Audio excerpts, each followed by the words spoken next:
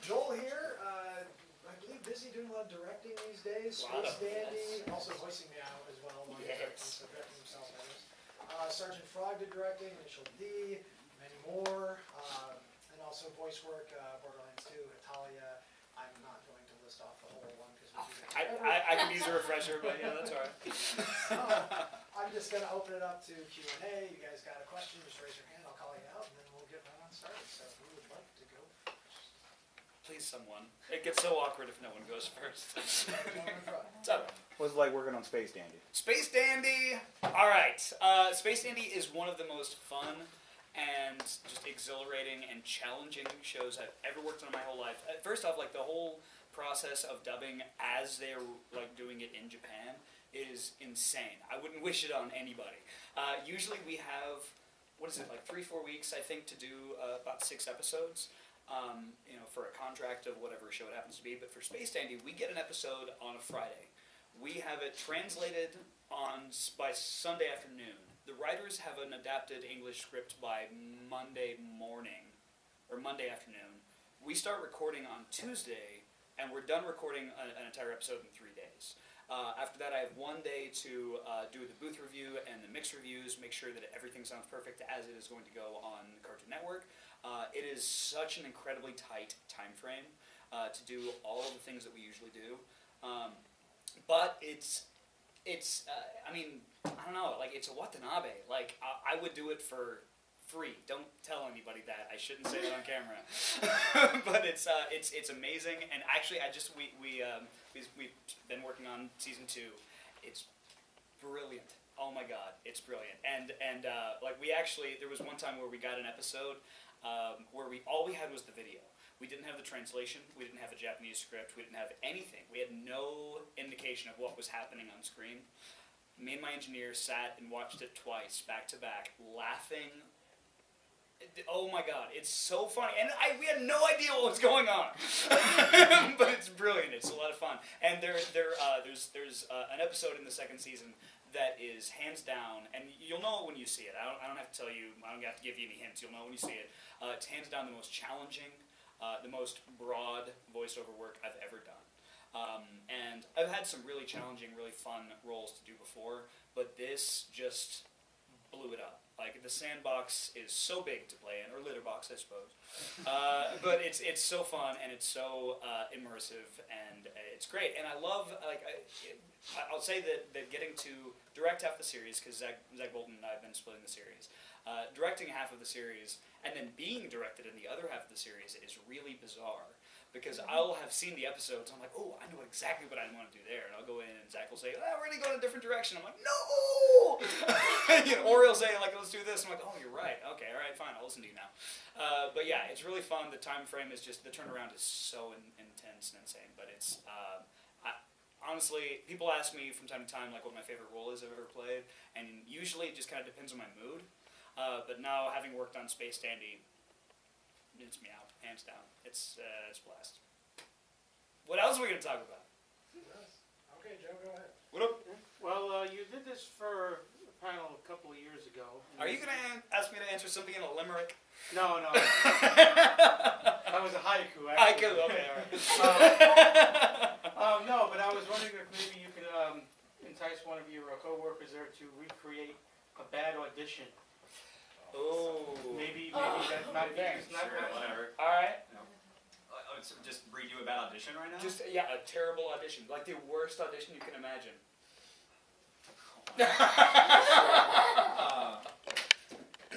I don't know, man. You've seen more than me, that's for sure. Give me some direction here, director. Into it. Hey, so your name's Mr. Josh Freely, is that right? Yes. Have you auditioned with us before? No, sir. Oh, it's your first time. Have you ever done any professional, any acting experience whatsoever? No, I just want to do voice. You just want to do what? Well, what brought you to voice? I mean, what do you find? I watched stuff on TV, and So I thought that I could do it. So your experience is that you have seen this on TV? Yeah. I mean, isn't that enough? That is a terrible audition. That is the lead into a terrible audition. audition. I do a lot of open call auditions, a lot of auditions for people that have never worked in the industry before, and that is not necessarily an indicator of how well or poorly someone is going to do. But one of the most common things that I've heard in an open audition, and you're gonna think I'm kidding, I am not. But one of the most common things that I hear, and I'll hear it, if we do 5 days of open call auditions, I'll hear it 3 or 4 times over the course of that 5 days. Have you ever done any professional acting? No, I don't do acting. Acting's gay. I want to be a voice actor. Like, this is the worst beginning to an audition I've ever heard in my life. Like, first off, don't use gay as a slur. Second off, like, you know, you just have seen it and you think it would be something that you would be amazing in. You've never tried to do it before. I'm a baseball fan. I've never gone to Houston and gone to the Astros and been like, hey, I have seen every game this season. I'd like to play center field. You probably could. You probably could with the For Houston, yes, no, okay, you're right. God dang it, guys. This is about anime. All right. So yeah, no, I see a lot of people that have very different ideas of how anime is produced and created, and we take all kinds, absolutely, no problem.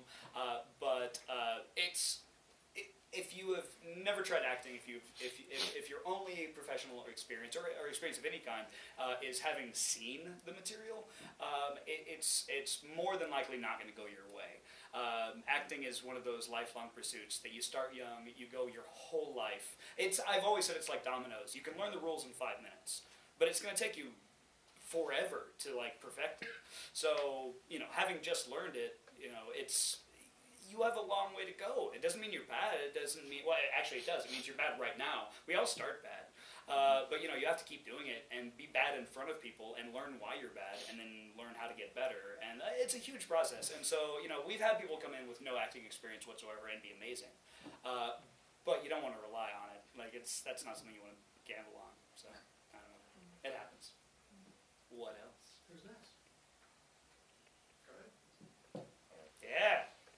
What is the hardest part about when you were starting off your career, and what did you do to keep pursuing it? When I first started, I assume in my anime career. Okay, because I've been acting and doing live theater since I was about 7 years old. When I first started at Funimation, I was 27, something. I don't know. That was a lot of beers ago. But when I first started, I'd been acting my whole life, and I felt really comfortable acting and creating a character and creating a moment and creating an emotional connection with the audience. But what I suddenly wasn't comfortable with, and I walk in I know exactly what I've acted my whole life. This is gonna be great. And then I'm in front of a microphone and 2 screens, and I'm having to do this back and forth while I'm trying to, and I didn't know what I was doing.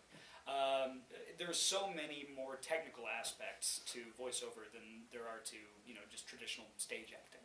And so one of the things that I learned very quickly was that I was relying too much on my body and my physicality and my facial expressions, you know, so much so that it wasn't getting across my voice what I was really trying to, you know, impart to the audience.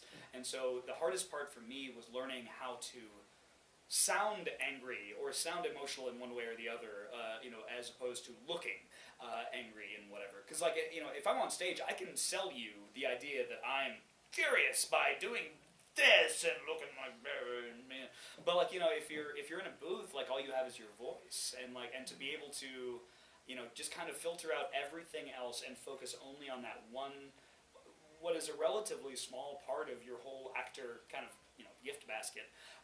You know, that was really stressful for me. It was something that it took me a really long time to master, and I for a long time I was asking almost every actor that I would work with, how long did it take you to be comfortable? Because, like, and I know I did this to you, because Mr. Greeley, I was working with him early on in Tsubasa season 2, and I could tell that he, like, I don't know, his characters were breathing, where my characters were inanimate, if that makes any sense at all. And so I was asking, like, you know, how do you get so comfortable to be able to bring this kind of natural, realistic life to even, like, these non-realistic wacky characters? And Josh told me, as many other people did, that it takes at least a year of solid work. It doesn't matter how much acting experience you have before you step into the booth. You have to do that consistently for like a solid year before you feel really like, yeah, I know what I'm doing, cool, man. And even then you get thrown a curveball every once in a while. But I'll say this, anime reactions do not exist in any other kind of acting. Like nobody, in no film or TV or theater you have ever seen has someone gone, like it just doesn't happen. But in anime it happens thousands of times per episode.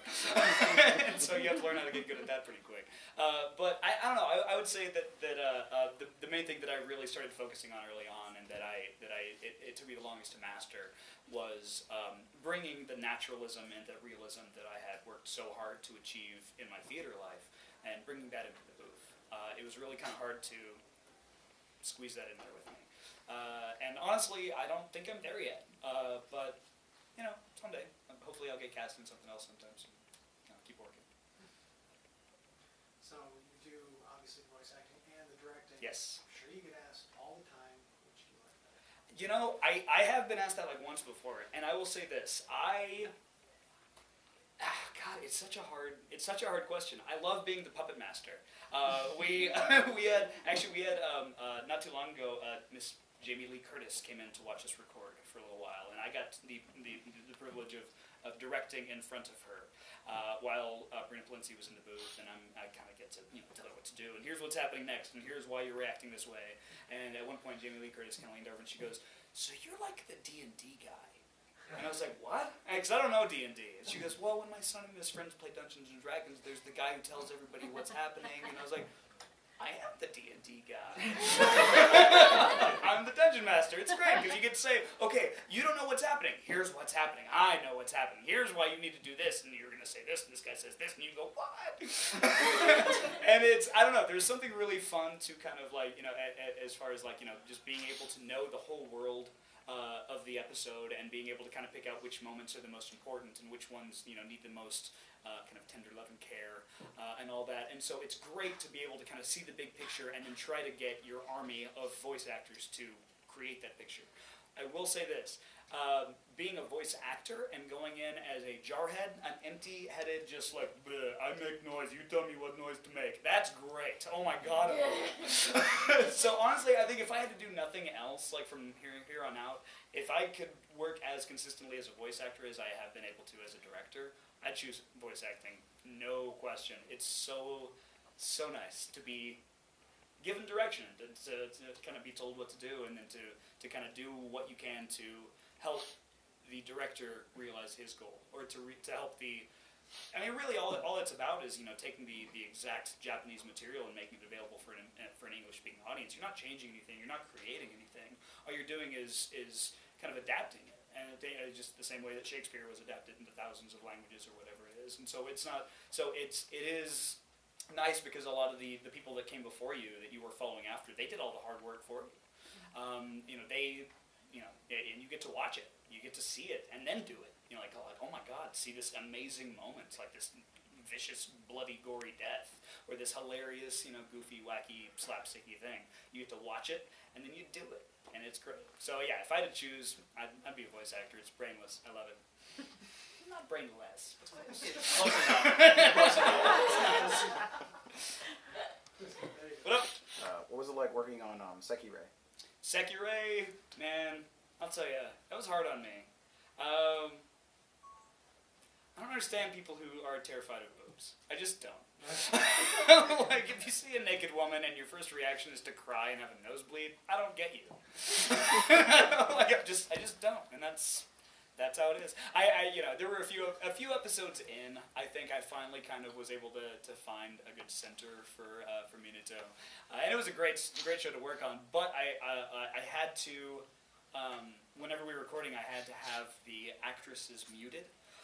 Several times there were the actresses that would play the Sekiray would have recorded before me, and so their audio was already in there, and so I could very easily play off of those characters and whatever. But I learned very quickly that these are all women I know.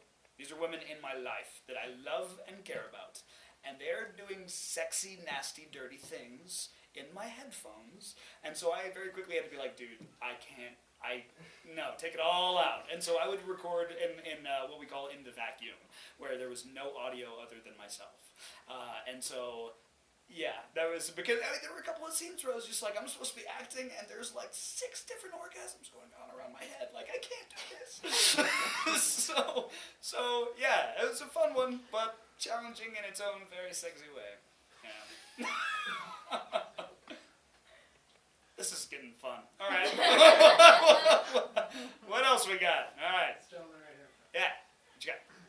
Do you seek out projects like as a director, or is stuff just kind of like passed your way? Funimation has, at this point, 5 different full-time ADR directors, and there is definitely kind of a Coliseum-style, battle over certain properties.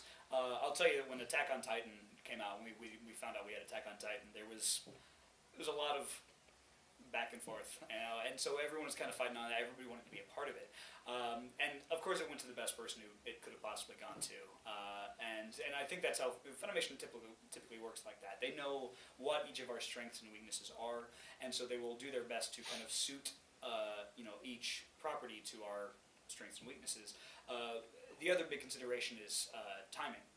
If I'm happen to be in the middle of a long-running something or whatever, and something else pops up, I probably can't jump off of this and go do that. So there are definitely shows that come through that I'm like, but I think, and a lot of us, we really kind of try to take a less is more approach to the kind of going and fighting for shows, because we want to make sure that when we do go and say, I want that one, that it has some weight to it. So typically, I will take what is given to me. And I find something to love about every show I work on. Easy. And it's really never even been a challenge. There have been some shows that I've worked on that aren't necessarily shows that I would go out and rush out and buy on the first day that they're released. But that doesn't mean that there's nothing there for me to love. And so it's, I've really, and I've been at Funimation 7-something years, and so I've kind of found out that even if I'm handed a show that I'm on first glance, I'm like, I don't want to do that. That's stupid. That's for girls or whatever it is. The more research I start doing into it, typically by the 3rd or 4th episode when I watch it in the Japanese, I'm like, God dang, I really like this. So, I typically don't seek out shows. I will say that there was a while back where I had gone to my bosses and I said, I was like, I really want something epic. I want something awesome. I want something that I can really play with from a comedic standpoint, because I love working on comedies. There's a lot of wiggle room, a lot of freeness, liberty, I suppose, in comedy that doesn't necessarily exist in drama. And so I'd gone and I'd said, it's just like, look, I've been doing a lot of things lately that I've really enjoyed. I'm not hating on anything I've done. But I was like, I really, really, really kind of want to just bust out with one. I was like, I really want to just find something that I can kind of cut loose on, that I can, just bring an epic cast to and just make it amazing. And Space Dandy was what they came to me with. And I'll never ask him for anything again, to be honest. Like, it was great. It couldn't have gone any better. So, what's up, Joe? Are there any shows that have been done by other companies that you would like to see, like maybe you say, oh, I wish Funimation would have gotten that show, or maybe you've seen a show done by another company, say, boy, I could have done this better, I wish I could have done that? Well, it's hard. It's hard to answer that one, because honestly, I've gone back and watched shows that I've directed and gone, oh, I would have done this differently. And it's I don't know. It's the same kind of. If any of you have ever done any acting of any kind, theater or whatever, that especially in theater, you never leave a play and then 6 months later look back on that play and gone, that was perfect. I wouldn't have done anything different. That was great. I'm good. There's always something that you want to add to it and bring to it and everything else. And so, it's hard for me to look at other people's properties differently. Now, I've seen anime that other companies have dubbed, and absolutely, yes, there are things that I would say, I'd like to tweak that, or I wish we'd kind of gone this direction, or whatever. But, I'm just so happy that other people are doing it, in the industry, I know there's a certain amount of competition, I suppose, but I have a really hard time looking at it like that, because anime is one of those things it's not really, I guess maybe it's accessible to everyone, but it's not something that a lot of people have seen. Maybe not a lot of people, but if you go to a typical high school, you're going to probably find that maybe at least half of them are completely unfamiliar with anime. They know it exists, but that's about it. And so I think the more people out there dubbing it, doing it, kind of making it accessible to an audience that wouldn't have otherwise seen it, I think that's all the better. And they're going to do it differently. I mean, Funimation gets one property, it's going to be different than if 4Kids got it, or if Viz got it, or whatever.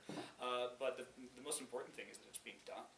And that because somebody wants to see that particular show. So, you know, I don't know. Do it. It's cool. I like it. I don't know. Anybody else got one? Yeah. Bryn, Josh, Bryn, I thought you were going to ask a question. I already asked mine. What's the strangest thing that's ever happened in an audition? The strangest thing that's ever happened in an audition. Oh my God. Oh, there's so many. If anybody here's on Twitter, I typically live tweet our audition process. It's It's nerve-wracking. Damn. It's fun.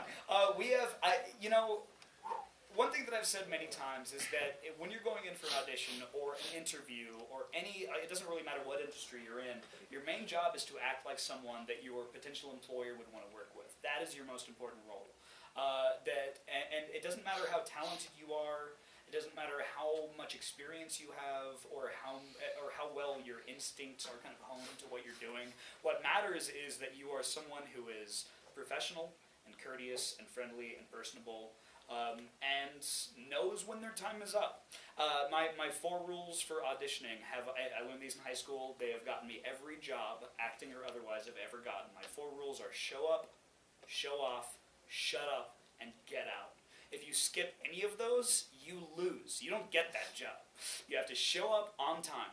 And on time means in time to go over your audition sides, get familiar with it, be ready. Show off. Do what you can do. Show what your voice is uniquely capable of. Be talented.